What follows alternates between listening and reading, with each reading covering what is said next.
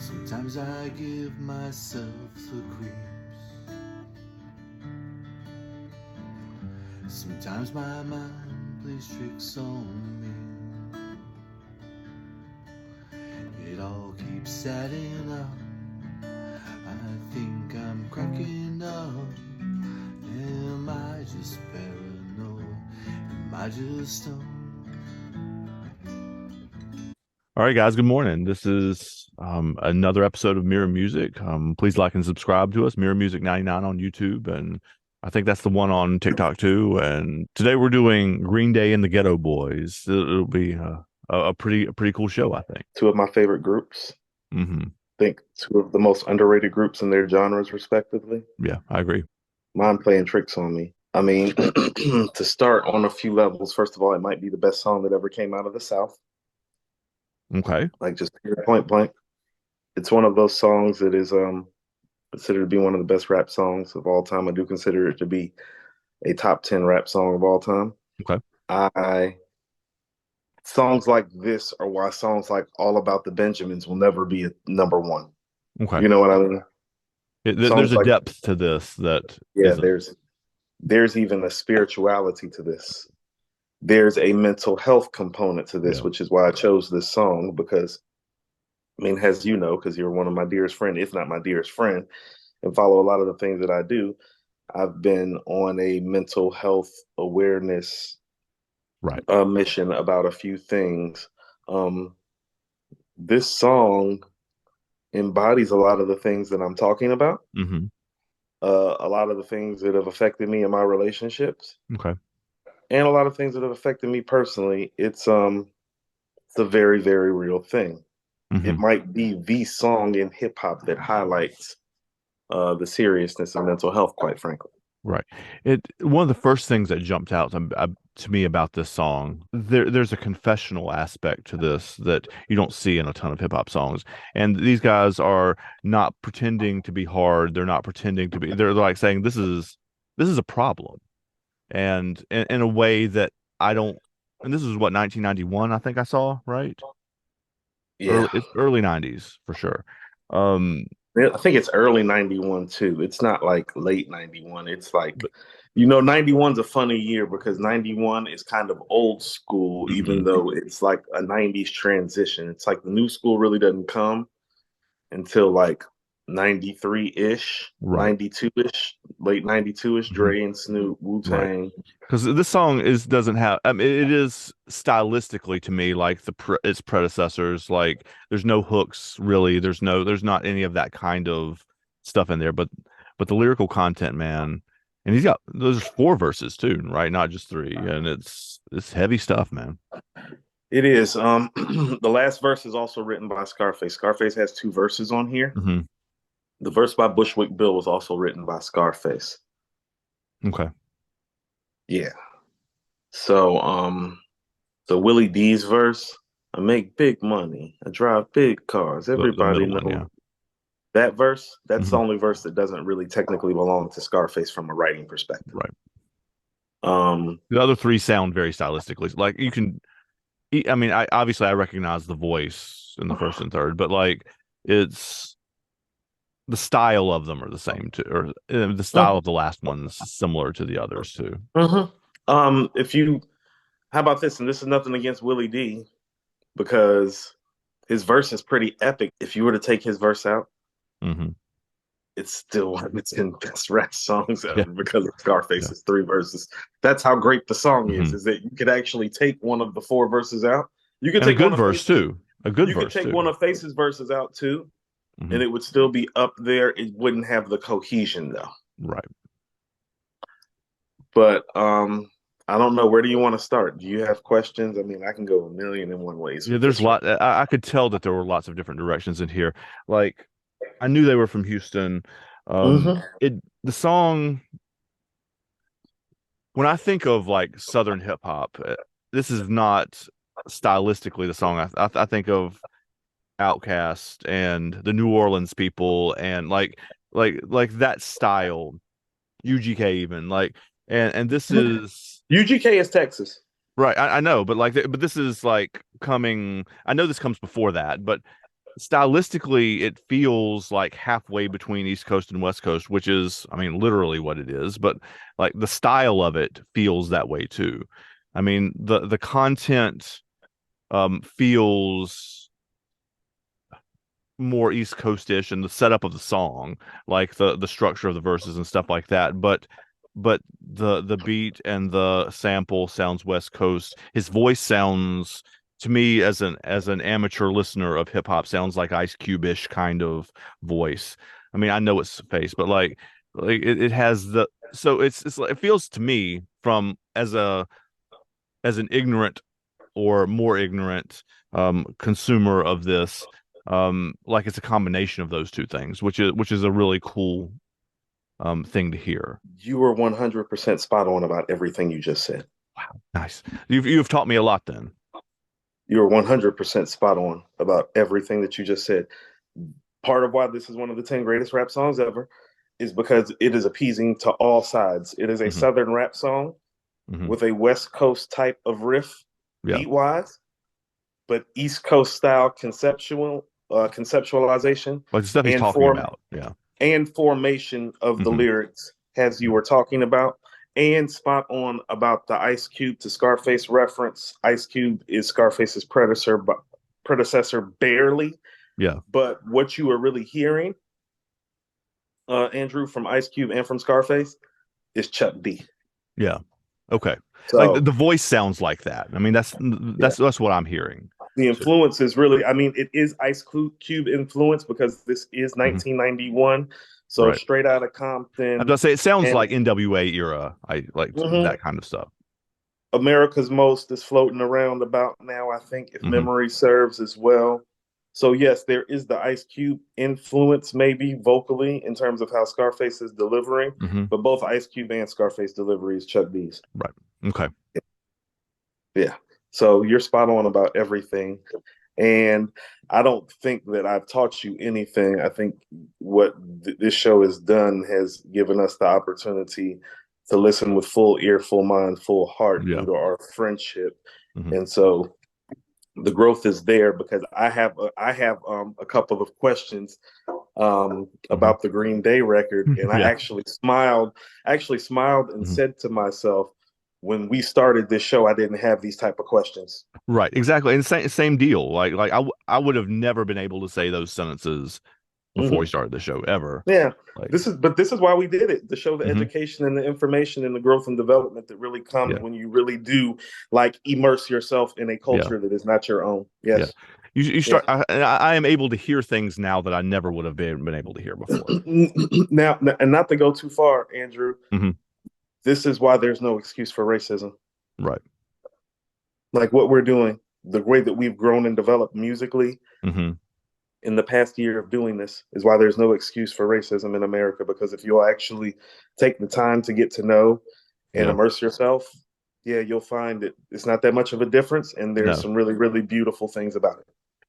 Well, that's one of the other things that I saw, and we'll get into this, I'm sure pretty soon, is that lyrically, these two songs, even though one of them is kind of a pop punk song and one of them is one of the greatest hip hop songs of all time with no hook in it at all, the lyrics are very, very similar. Like they are, like the content of what they're talking about is very, very similar. Yes. The only other thing that I wanted to say, like white culture, pop culture is more familiar with the Geto Boys from Damn It Feels Good to Be a Gangster. Like that's the song that really? Okay. Yeah, because they play that. Do you know Office Space? Do you know that movie? Yes. Okay. They play that song in that movie where he's like trashing the office and pulling all the things down and pushing and has gone fishing and gutting the fish on his desk and stuff like that. And guys, if you have not seen Office Space, it's a movie about a guy who decides he doesn't really want to work in a Dilbert kind of office anymore, and just decide, and instead of quitting the job, he just says, I'm just not going to go anymore. And he just does whatever he wants to.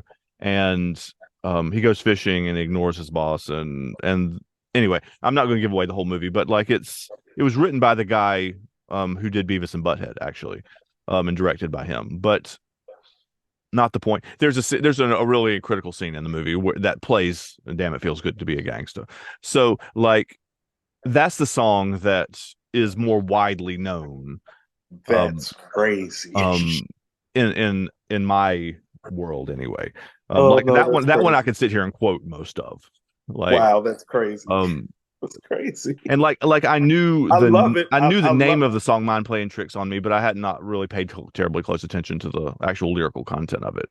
I love it, but that's wild. I love Yeah. it. Okay, so first of all, this song starts off with one of the most iconic prequels ever in terms of the intro. Mhm. MCs have a tendency to, talk their what before the record even comes on. Right. Some are better at it than others. Like Tupac and Jay-Z are probably the best at Right. Okay. it. They're probably our two most charismatic figures too, with Big Right. somewhere in that conversation as well. Right. So when they're talking on, before, in between, and after records, it's super infectious. Mhm. This is odd. And this is what I mean about how mental health is real in the Black community. Mhm. The intro to this song is one of the most repeated lines in hip hop history. Mhm. And it's one of the most notable lines, and it's not part of the rap lyrics. He just goes, I sit alone in my four cornered room staring at candles. Mhm. And it resonates with everybody in the Black community. Okay. That's how I know. I know now because I was a kid, Right. obviously about 9 years old, I think, when the song came out. Um, this is one of those songs when it's like, when the song starts off like that now, the 41-year-old in me goes, red flag, mental health awareness Mhm. moment. Andrew, Yeah. you feel me? I sit Yeah. alone in my four corner room staring at candles. And then I think about how many rappers have repeated it. I Mhm. think about how many homies of mine, get hype.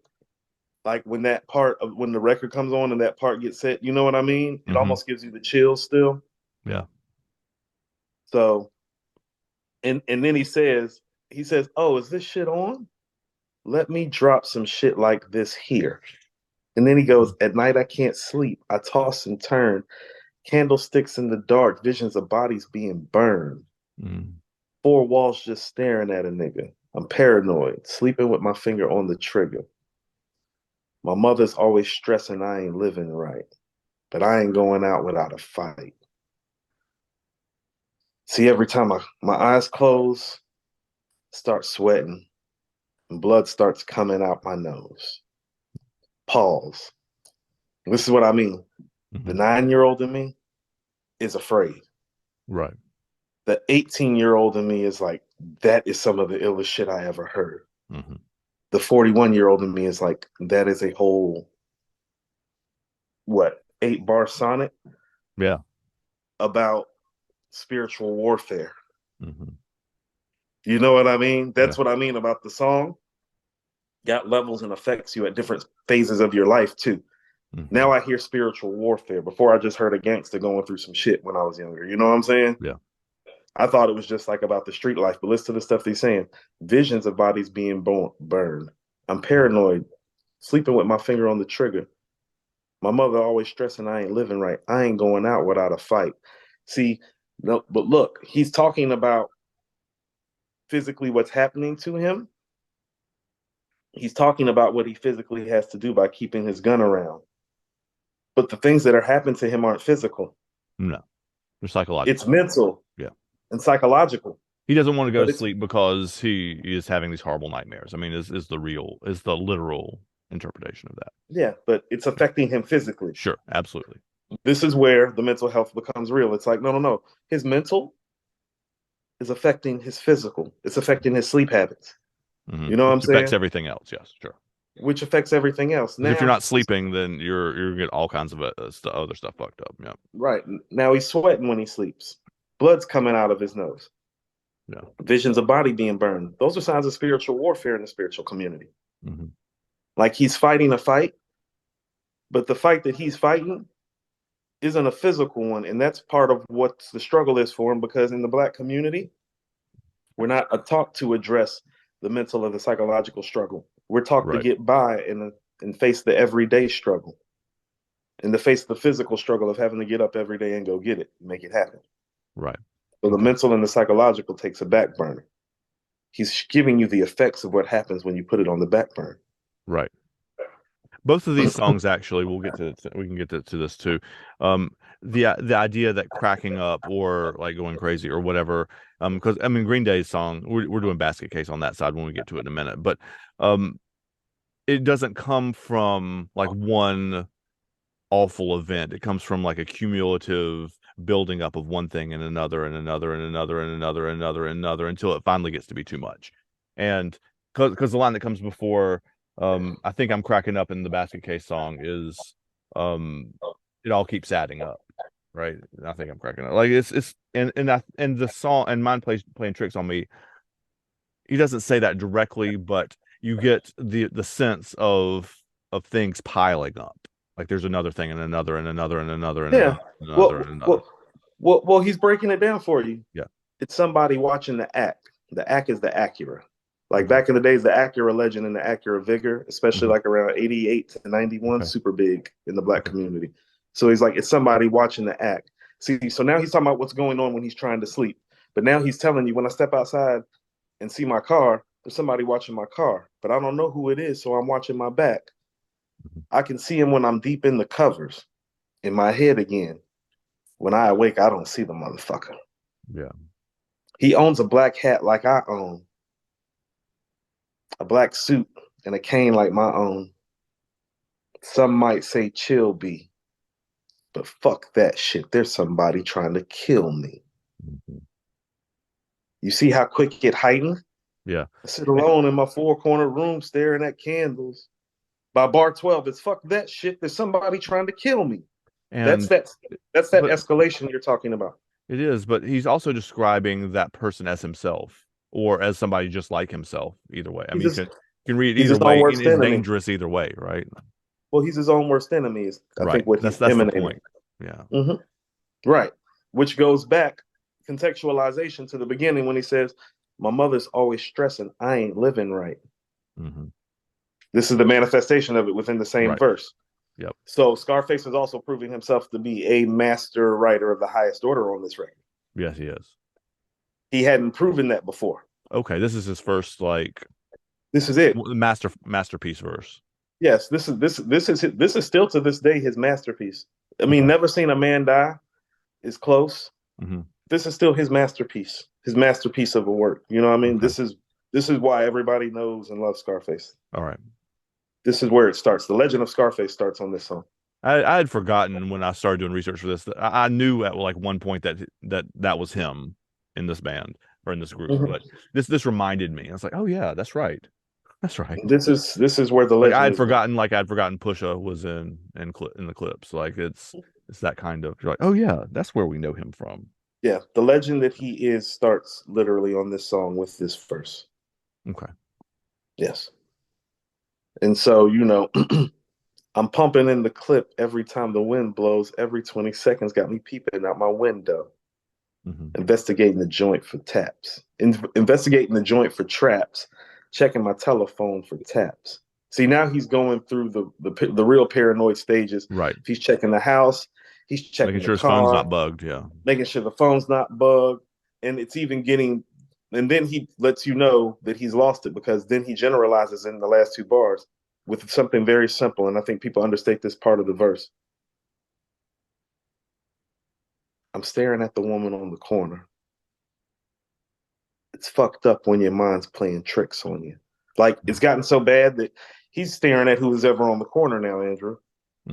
It doesn't even matter. It doesn't even have to be a guy. That's why he makes it a woman. I'm staring at the woman on the corner. It's like, I know she's not. It could be anybody, right? Like, I know she's not even like really a legit threat to a dude like me, but it's like, because I'm a bad motherfucker out here. But it's like no, like my paranoia has heightened to the point that I think it could be that woman that's up the street on the corner setting me up. And so that's how the first verse ends. Now, what I do like about Willie D's verse is that he picks up the manic depressive state of mind that Scarface has made famous and made his moniker, which is important to the tempo of this record because it does have a West Coast beat. You just brought up Pusha T. He actually quotes these bars on this is what I mean about how famous this song is. Pusha T starts off his verse on the last song on Hell Hath No Fury, Nightmares. Mm-hmm. with these bars from Willie D. I make big money. I drive big cars. Everybody know me. It's like I'm a movie star. Mm-hmm. Okay?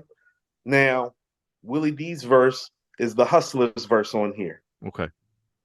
You see why Pusha T adopted it? Yeah, of course. That makes sense. Yeah. That's how famous this song is in the community. Because, and this is the Hustler's verse. But late at night, something ain't right. I feel like I'm being tailed by the same sucker's headlights. Is it that fool that I ran off the block? Or is it that nigga last week that I shot? Or is it the one I beat for $5,000? Thought he had cane, but it was gold medal flour. Yeah. And there's some moments in the song like that are funny too. Like Yeah. they're not making fun of. I mean, the only people they'd be making fun of would be themselves. But like they're poking fun at it a little bit too. No, the writing on here is still brilliant and wonderful because they Yeah. still have a sense of humor, a sense of style, a sense of context, but mostly, and listen to what I'm saying, this rap song is sticking to the fucking script the way no Southern rap song had before too. Okay. Like they're very clear and concise as writers. They're dope. Mm-hmm. You know, this is yeah. yeah, this isn't Miami booty shake making it to ATL. No. This isn't, you It's know, not like that at all. right. This is something. This isn't, bounce music in New Orleans. No. This isn't the origins of crunk, which is really in Memphis with 3-6. This is something very uniquely unto itself that's still hip hop. Yeah. Yeah, and it's the first Southern rap song like that, in my opinion, where it's like it's a lot of things, but mostly it's a brilliant rap song first. Yeah.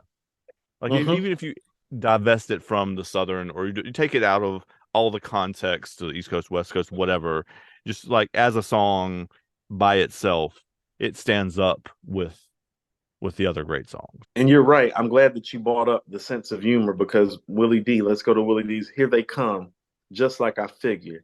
I got my hand on the motherfucking trigger. I love this part. What I saw make your ass start giggling. Three black, crippled, and crazy senior citizens. Yeah. Like he's making fun of like, but it's serious shit fun. Though. Like if you're paranoid to the point that you not feel threatened by them, but he's like seeing something that's not there. Like he's not seeing the old people as a threat. He's picturing them as somebody else.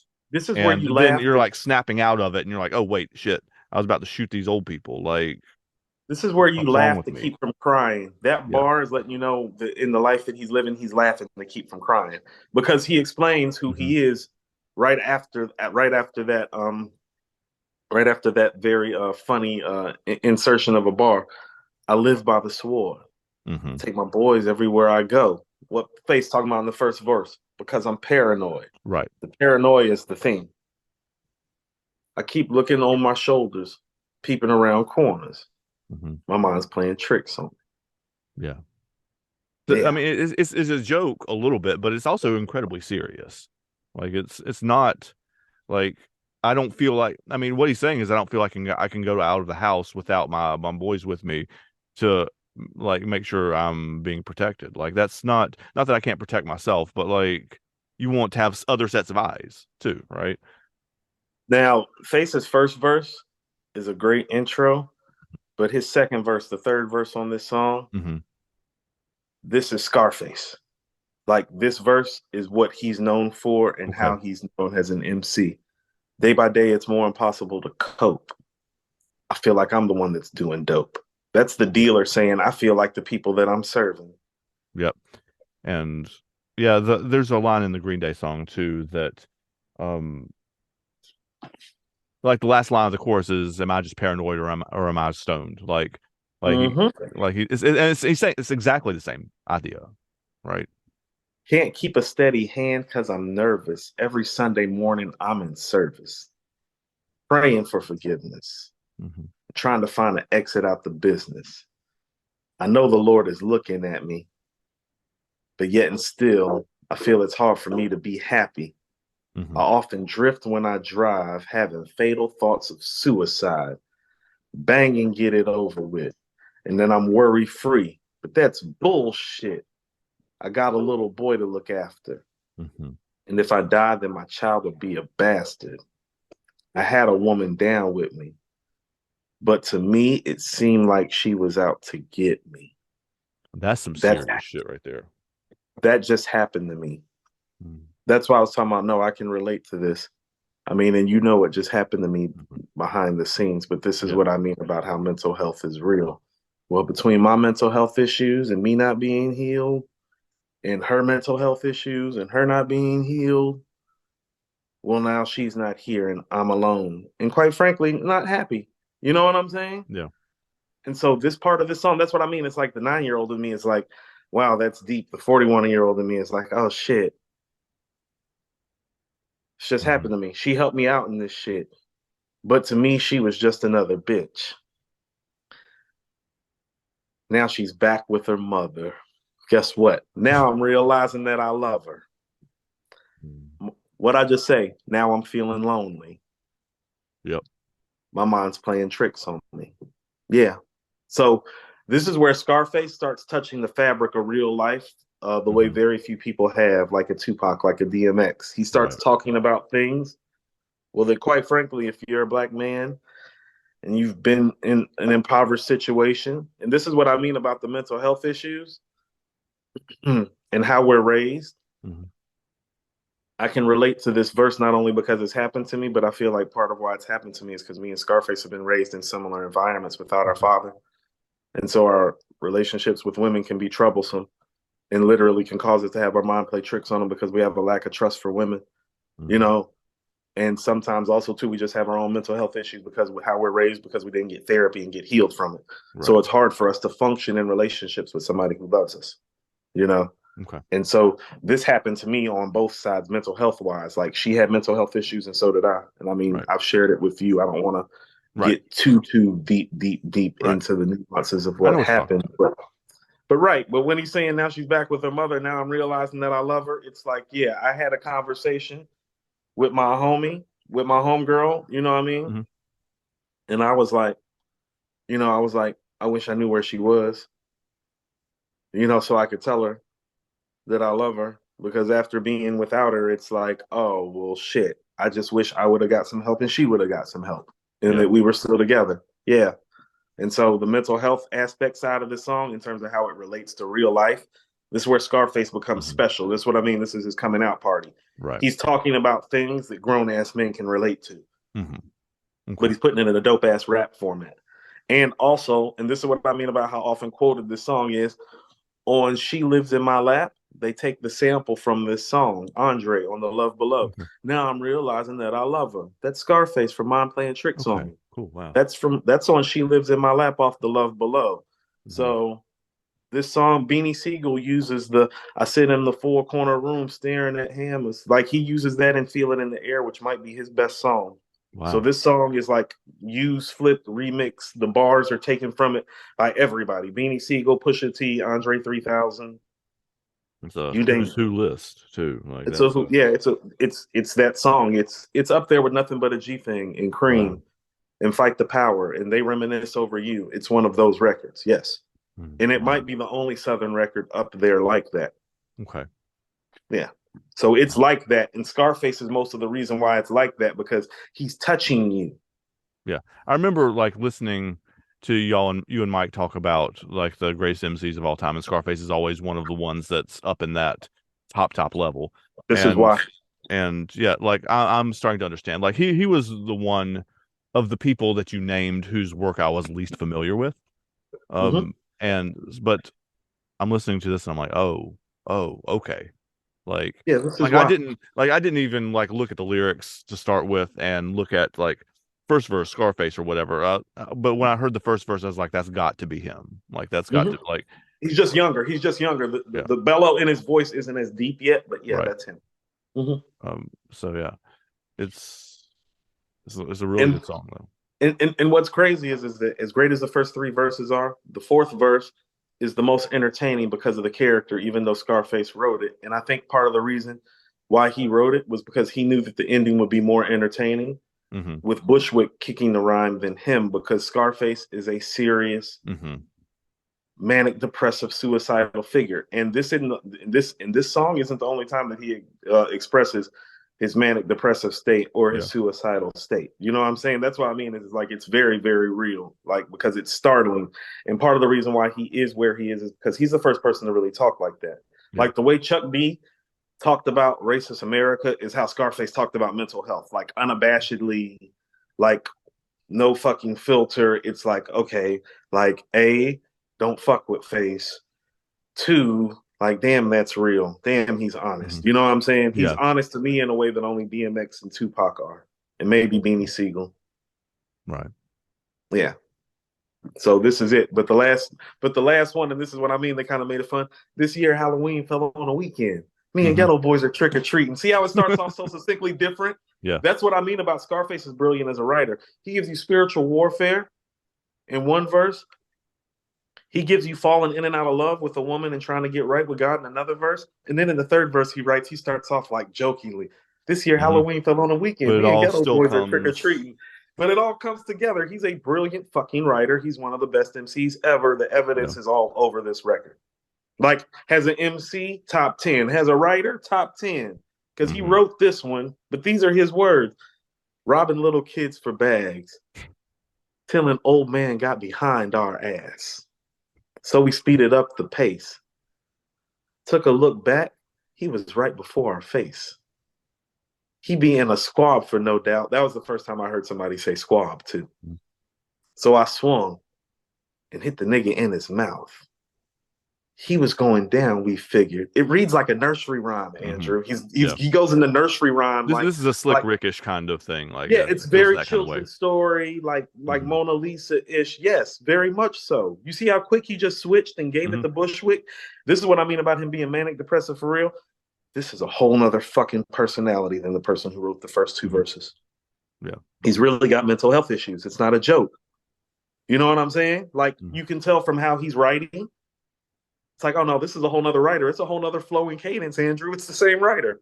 And so, but this was no ordinary nigga. He stood about 6 or 7 feet.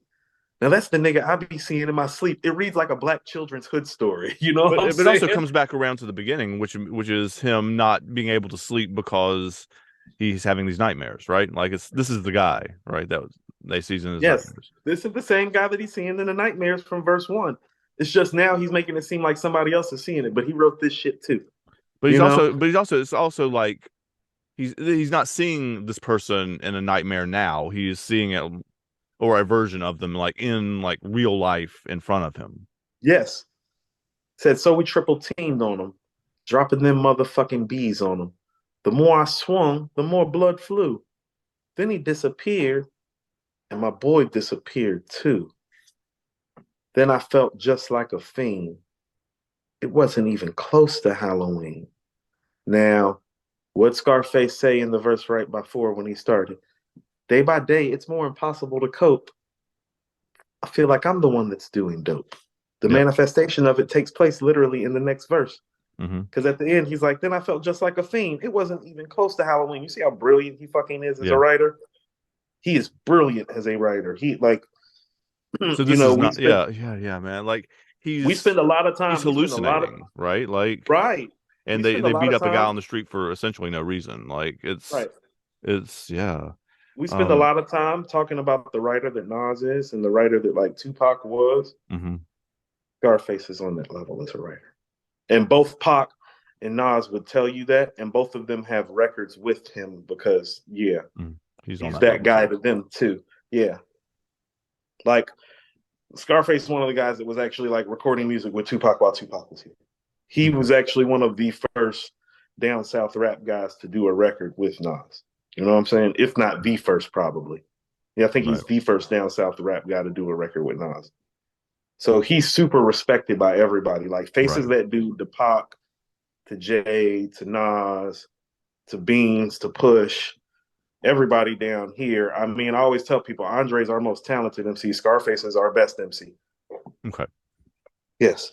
Andre's the most talented. Scarface is the best. Andre don't got 3 verses like this to save his life. No disrespect. It's you just don't. These are Yeah, it's the highest level. And and then he says it was dark as fuck on the streets. My hands were all bloody from punching on the concrete. Goddamn, homie. Yeah. So there may not have been a He person ends there it. at all. He was hitting the. No, he ends it with the physical manifestation of it again. But you got to look at it, and this is what I mean. Verse 1, he's in the house. This is what I mean. How brilliant he is as a writer. Verse 1, he's in the house. By the end of the first verse, he's staring at the corner. The next verse that he's in, he's going through the relationship and going back and forth with his girlfriend. Yeah. Psychologically breaks him down. Now he's outside. It's not even Halloween. He heightened, elevated. He started off staring at the walls in the rooms and the candles. Now he's outside punching the concrete. Yeah. It's the heightenedness of it too. It's the most probably subtle escalation of somebody breaking down on record that you'll find too. Because he's actually breaking the breakdown for you. Wow. So it's real. It's very subtle. I didn't. That's one of the things I didn't. didn't catch is the progression from one, like how the Yeah. three are all the No, things. he's progressively getting more and more crazy. Yes. It's getting worse. It's not getting better. Yeah, it's not getting better. His mind's playing tricks on him. Perfect. A little longer, but necessary. No, this is an important thing when you're talking about like not just good songs that are together that need to go together, but like some of the greatest ones ever. Then we have to break it down a little bit more. And the issues that it's tackling. This is the song about mental health issues in the rap community. My mind is playing tricks on me. Yeah, that your body is fighting itself. Yeah, it's literally in a physical and mental way, right? Yeah, it's literally a cry for help. It's literally a cry for help. It's one of the best rap songs ever. It's a cry for help. Okay, I'm paranoid. Let me stop this. Standing with my fingers on the trigger. Green Day. So I want to ask my question off rip because it's been bugging me. Okay, cool. When we talk often, you say that most of the songs that are popularized in white American music, or just white music in general, because we cover a lot of international bands too, a lot of international artists. You say it's often 3 chords. What in the hell is this? This one only it has more than that, but like it's 4. I was thinking really in different order, but like it's basically 4. I mean, there are a couple. Yeah. So it's more than 3, right? But they are manipulating it, correct? Yeah, they're doing it in like when you talk about 3-chord songs, they like in country songs and Dylan kind of folk songs and like old folk songs, they play them basically in the same order. And this one, they rearrange them. I mean, I can bring my guitar in here and show you if you want. Like that's totally up to you. But I just wanted to let you know that much like you heard the West Coast, East Coast thing, and the Scarface, the Ice Cube, the Chuck D, it's like the first thing that I heard. I was like, hold on. I was like, this ain't no 3-chord. I was like, and furthermore, they're manipulating the order of the chords. Yes, they are. They are. Right. So this one's 4. Yeah. So this is 4. Basically, I mean, that has more than that, but like it's in the very basic sense, it's 4. Yeah. Right. And they are manipulating the order of how it traditionally gets played. Right. Super funky. So yeah, he's actually really right about there being 6. There's really 6 chords in the song, right? But it's a very basic kind of structure. It's, do you have the time to listen to me whine about nothing and everything all at once, right? I am one of those melodramatic fools, neurotic to the bone, no doubt about it. That's the verse, right? And then the chorus is actually a really basic until the end 3-chord riff. Sometimes I give myself the clues. Sometimes my mind plays tricks on me. It all keeps adding up. I think I'm cracking up. Am I just paranoid? Am I just dumb? The little breakdown actually is another one.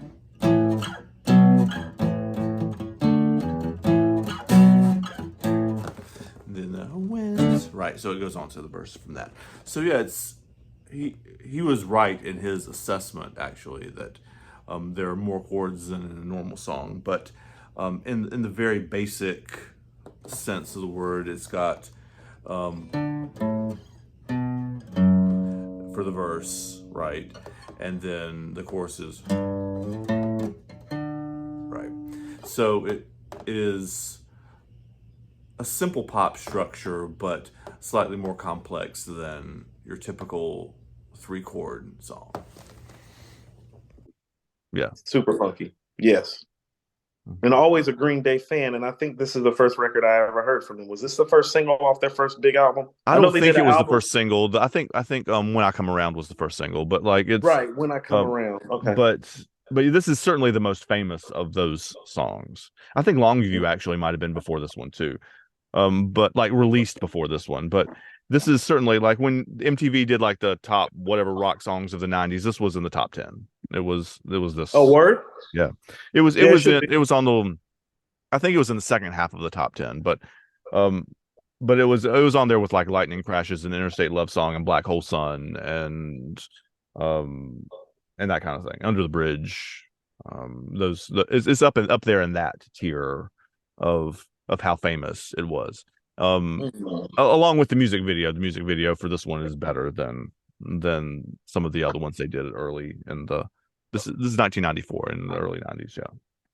Right. Well, this is one of the first things that I know. Go ahead. I mean, do you have any thoughts about the records that you wanted to kind of like ask? I mean, no, I mean, I will kind of follow you along with what you want to talk about. I mean, I've already done some work with like connecting the two as we went through Mind Playing Tricks on Me. well, I mean, part of why I remember this record is because of the bar. Sometimes my mind plays tricks on me. Exactly. They pull it directly from that. It's a direct pull from My Mind Plays Tricks on Me by the Geto Boys in 1991, right? Yeah. See how influential the record is? Because I didn't even realize, you know what I'm saying? I was like, oh yeah, I was like, they did get that from the Geto Boys. I was like, wow. Wow. Cultural context to how big My Mind Playing Tricks on Me is respected in other genres as a song. Yeah.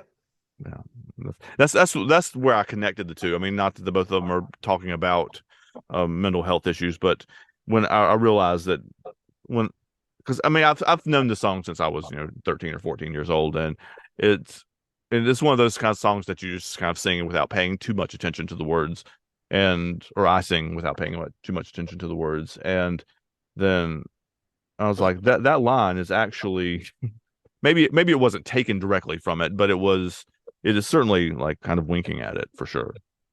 Not joking when I say this. Do you know why I didn't? Okay, so I'm going to tell you why I was familiar with this song first. And it is actually kind of a flashback into my childhood when you said you were 13. I didn't get cable for the first time until around the time this song came out. I didn't either. I didn't have cable. Right. I can remember the apartment that we moved into that my cousin stole the cable from for us. For me and my mom and my younger brothers and sisters to have cable. And that was one of my first times. So this was around the time that I got MTV. This is how I was able to get into Nirvana, No Doubt, and Green Day specifically, because they were all over fucking MTV. Oh, this song they played over and over and over. They did. I still remember the scene of the opening scene, like it was yesterday. It's one of the few songs that I do remember from the other side, like with like full clarity, and the bars from the beginning, because this is where it is a mental health song to me. It sounds like, and it always sounded like to me, because correct me if I'm wrong, weren't they like in a waiting room? Yeah, they're both in a waiting room. It's like in a psychiatric hospital kind of waiting room kind of thing. But also, they've like turned the colors up, like it's like really bright. Like they've so I do remember the brightness on the or whatever. So the colors are just brighter than you'd expect them to be. Right, but they are in a psych ward or like in a hospital of some sort. They're definitely in a hospital. Yes. Well, I mean, listen to this. It's like, well, this is therapy. He's talking to his therapist. Do you have time to listen to me whine about nothing and everything all at once? That's brilliant. That's therapy. One of those, Yeah. I'm one of those melodramatic fools, neurotic to the bone, no doubt about it. Yeah, I remember this record. He's confessing the same thing Scarface is. Like He I'm is. like saying like I am. I'm the same. I'm manic depressive and have mental health issues. Hi, that's me. Yeah. Yep. Yeah. It is. It is like. Isn't it funny how these guys are some of the best writers? Mm-hmm.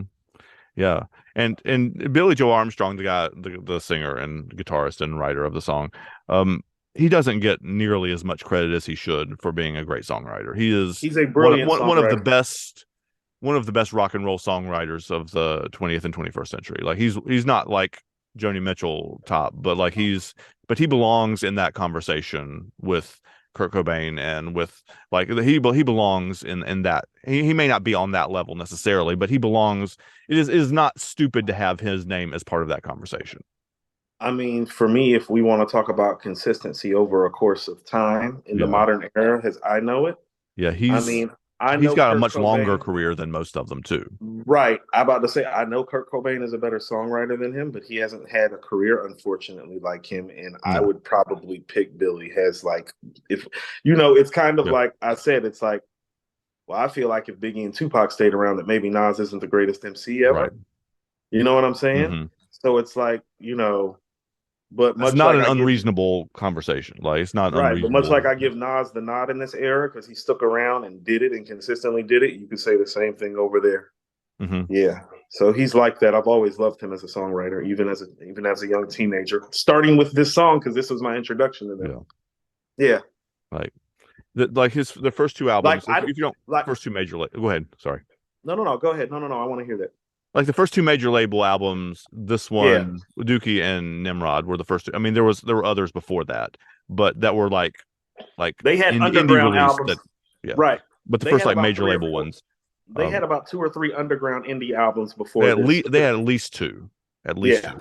I think it might have been 3. It might have been 3, might or I have might been. be thinking about the project before this plus the 2 indie albums. Yeah, there was a 'Cause they Kerplunk were one, and there's like yes, forget how many. Kerplunk. It's like something like how many, like 3,000 light years away or something like that. I don't remember exactly what it was. The Green Day fans are going to yell at me, but like that's there are at least two for sure. They were really a big deal locally before they were a big deal nationally. Yeah, they were a big deal. Not to delve too much into this. They were part of the scene in Berkeley, Oakland, and they lived in like a warehouse kind of deal with a bunch of other squatters and a bunch of other like slums Artists. is the word that he would use. I mean, we talked about this when we talked about Welcome to Paradise is the other one. Yes. So he's talking about that there. That's also from this album. It also was on one of the previous like indie releases too. But the short version of the story is that they were part of a huge punk scene around that area, and they got cast out of it because they went corporate by having major label releases like this. They are a punk band, but they are more melodic than just about every other punk band that's ever been. You can say the Clash might also have that sense of melody too, but Green Day was the template for everybody who came after the Blink-182s and the Sum 41. Like all of them are basically everything. Even like later Weezer albums and stuff like that owe a big debt to Green Day. And their melodic sense, because this song has 2 hooks, 3. Like, I mean, the verse is essentially a hook, the bridges, the chorus is like they're all. It's almost like a Beatles song in that way that has 2 or 3 different melodic hooks that you walk around singing. So I was about to say, punk band. Mm-hmm. Rock and roll writers, though. Yeah, and they're better musicians too. Most punk bands can't play like this.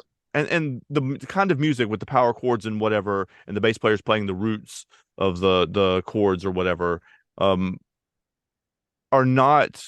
I mean, the music was designed to be a thumb in the nose to the overblown rock bands, the Zeppelins and the Rushes and the Yeses that were making 20-minute songs and jerking themselves off with like guitar riffs and stuff like that. So it is intended, punk music generally is intended to be an antithesis to that, and a kind of music that you can play with 3 chords and a drum kit. Like, you don't have to be able to play well or sing well to be able to play this music. One of the things that Green Day did, and that is different with them, is that they are incredibly talented. All 3 of them are incredibly talented musicians. If you just like isolate and listen to the bass line, he's not just playing. He's playing, like, there's like flourishes and runs and bass lines in there, and the drum riffs is not just. It's there's variation to that. And Billy Joe Armstrong sings melody better than any other really punk artist before that, and they got all kinds of They're the shit best from the punk punk band. rock community for Yeah, selling they're out just the because best. of that. No, they're just the best punk band. That's all that is. They have what we They're call better. They're better. They're better. right. They have They're what better we call over musicians. here, Andrew. They have what we call over here player haters. All right, they Yeah, have players. exactly. That's all that is. They have player haters because here's the reality of the matter. What really happened is because they got offered those deals because they were more talented than all the Yes. people they were around. They had the better singer, they had the better band, they had the better songwriter. Mm-hmm. Those other guys are a bunch of fucking haters.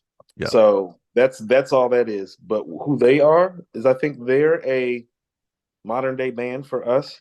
Mm-hmm. But I think they have an old school formation. Like, this song to me is put together like a Beatles song before the It Beatles is. made albums. It Or is. it's put together like Motown, when Motown would put out more 45s than they would put out albums. Mm-hmm. It goes verse, hook, verse, brief bridge, peace, motherfuckers.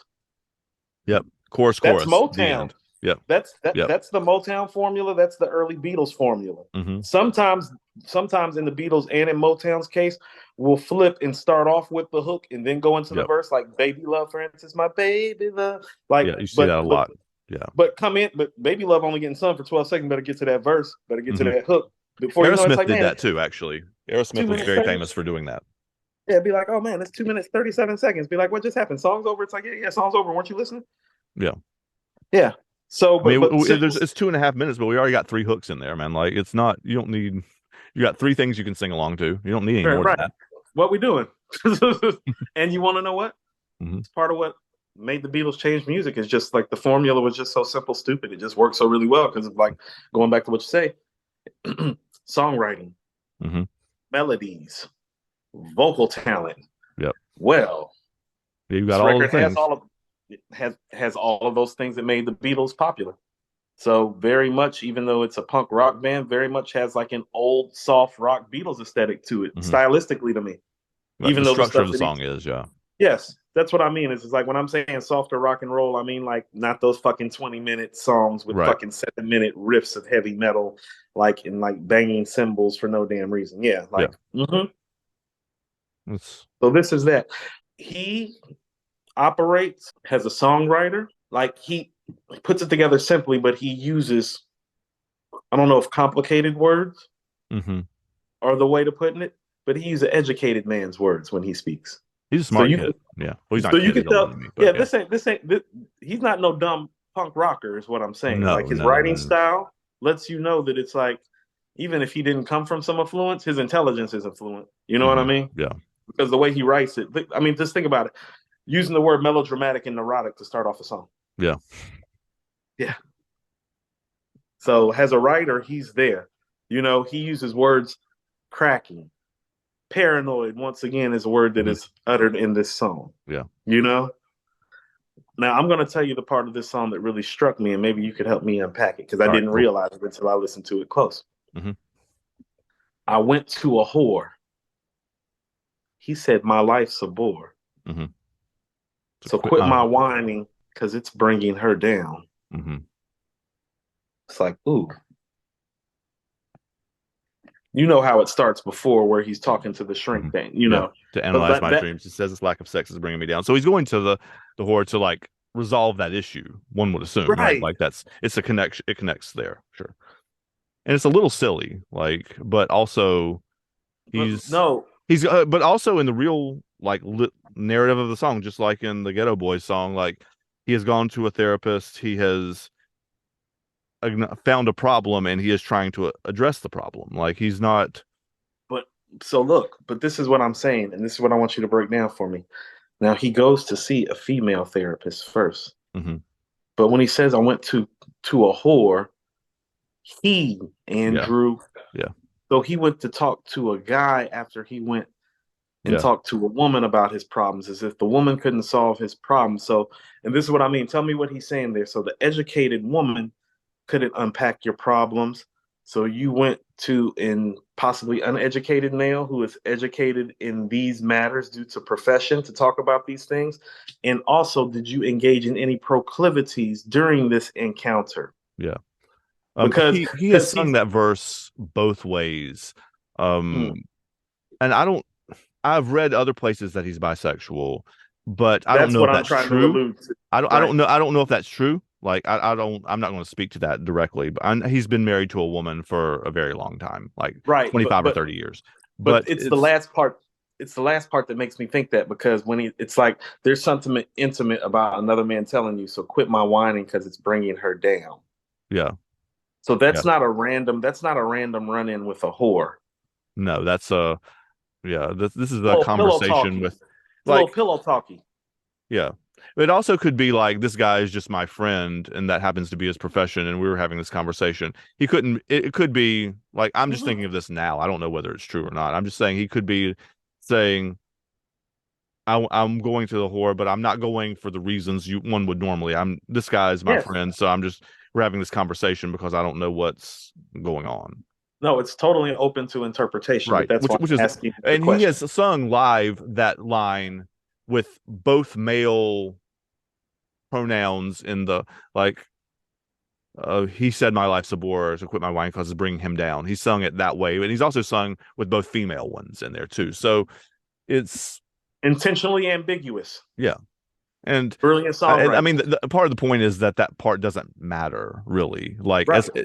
in the story of the song, like the point is sometimes I give myself the creeps and sometimes my mind plays tricks on me. Like that's the important part of the song. The gender identification is not the important part.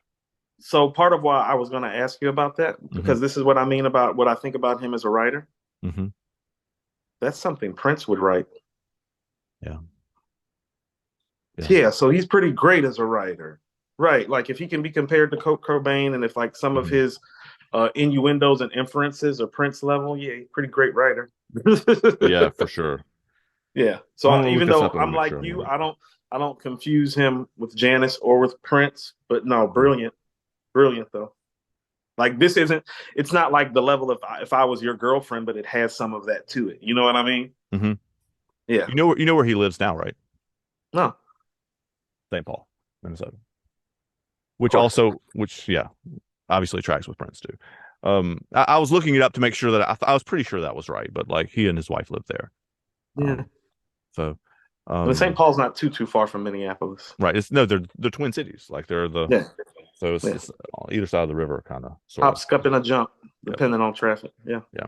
If you were picking like one pop punk ish kind of song that launched all of the pop punk stuff that happened after that late 90s, early 2000s, the Blink 182, like this is the one song that did Hey, that. not joking. When you said Blink 182, I was like, every song they made sounded like this. Mhm. Oh yeah. Every This is song. the song. Yeah, every song Blink This 182 is made sounded like that's this. Not that one song. disrespectfully, but it's just clear if you listen to Blink 182, it's like this is their song. This is the blueprint. Mhm. Yeah. Yeah, And Blink 182 is clearly not the only one band that did that. I mean, like they're they probably are the best at it. one of the bands that where everything changed. They're like a Nirvana band, like where you can see the outgrowths from what they created in lots of Hmm. different directions, Hmm. for sure. Absolutely.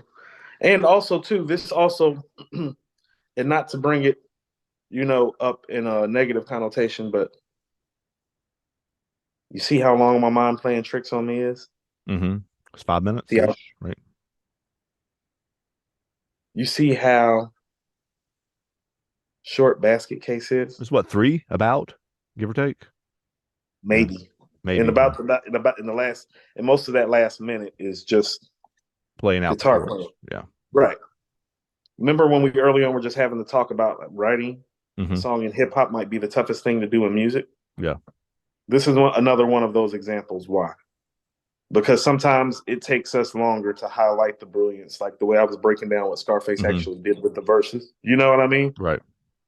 Yeah, because of our patterns, because of our format, because of the 16 bar format, Mm-hmm. we gotta sometimes take our time to explain.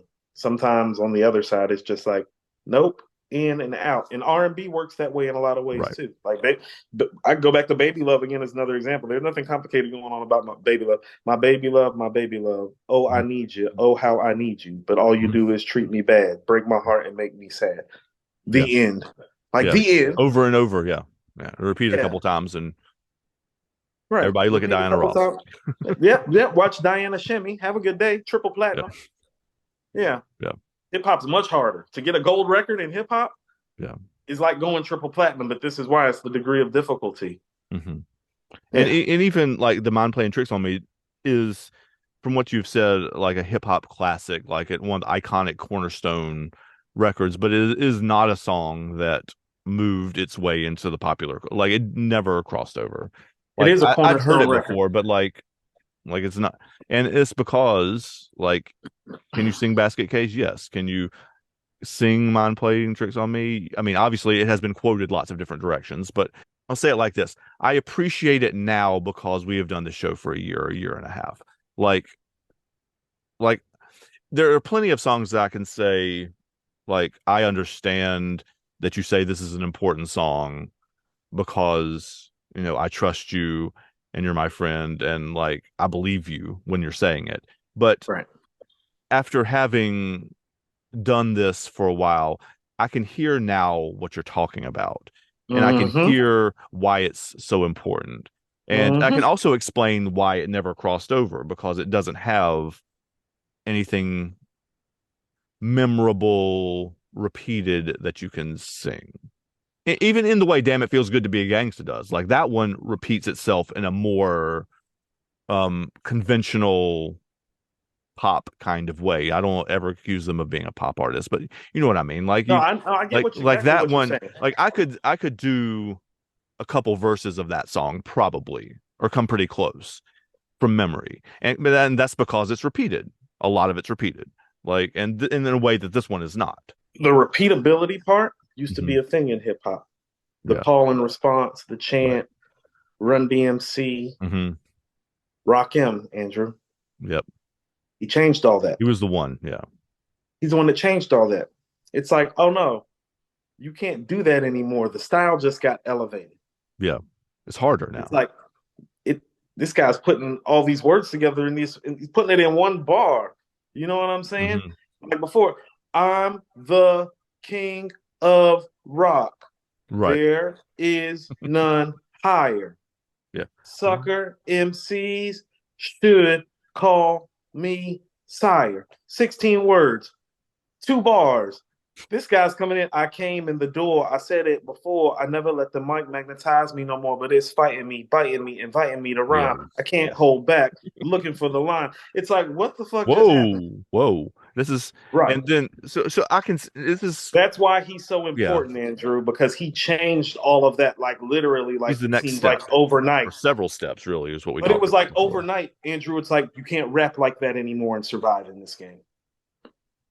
And so this is So what Tupac and Big did, and then later several other people did, is they took that style and then they added the hook part back to it, like the part that okay, yeah, that makes a lot of sense. no So idea is original. There's nothing new under the sun. It's never what you do, but how it's done. Yes, yes, taking old formulas and making them new. yeah, But and Rakim, Green Day's genius is they take the Beatles formula of song structure and melody, and they sing harmony, which is never a thing that happened on punk songs before this. And they put it with punk instrumentation with three people, three incredibly talented musicians. But they're playing fast, they're playing power chords, they're playing like, um, I still think you should, not you particularly, but also the people who have never watched Green Day play, not play like something like Boulevard of Broken Dreams, but play like Basket Case or Longview or whatever, and watch Mike Dirnt, who's the bass player, like actually because he's going, he's doing like that kind of shit. He's not just doing, he's playing like all over the place. These are really talented people, so they're combining the punk thing with the Beatles thing in a way that nobody had done before, and they made a new thing, or a better thing, I think, to me anyway. And this is Green Day before they've even thought about writing The Time of Your Life, or American Idiot, or Boulevard of Broken Dreams, or Wake Me Up When September Ends, or 21 Gun, like all the other iconic songs they wrote after this. Yeah. This is the kid version of them. They're just young and impetuous and brilliant. Yeah. Yeah. Mm-hmm. They're punks. Absolutely. Right? Like they would say that, right? I'm not. So, yeah. Didn't he have green hair in this video? I'm pretty sure he did. Yeah. He had all kinds of different colored hairs in all these videos. Yeah. I think it was the green hair. It was the green hair. I would not be surprised by that. No. Yeah. But and one of the things that I'm glad we got to, and I want to pull it back around here, is that both of them have a sense of humor about themselves. Yes. That they're not, that they take the art seriously, but not themselves seriously. And I mean, you can watch interviews with them, especially from that time, and they are silly. They're like they're kids, and there are lyrics in this one that are silly. The whole Longview song's about masturbation, basically. Like, which yes, is, I remember. that is one of my favorite ones, not because of its lyrical content, but like the bass just riff pull and off. Yeah, and to be able to do that is just, yeah, it's a great song. And we'll have to do a different episode about that. Yeah, definitely. But I remember the record very, very much so. I think that's one of those things that helped enhance their legend too. Mm-hmm. Like, did he just? It's like, yeah, they did. It's like, oh, okay, yeah, they did. I thought that's what he was talking about, but I was just making sure. And then at the end he says it directly, like just in case you yeah, not up for interpretation anymore. But yeah, they're talking about things like that, and psychiatric hospitals and mental health issues and stuff like that, and in a way that's not, this is not an angsty song. Like, it's not like Kurt Cobain in the same way. It's self-effacing with a sense of humor. Yeah, that's a perfect way. It's a perfect way to say it.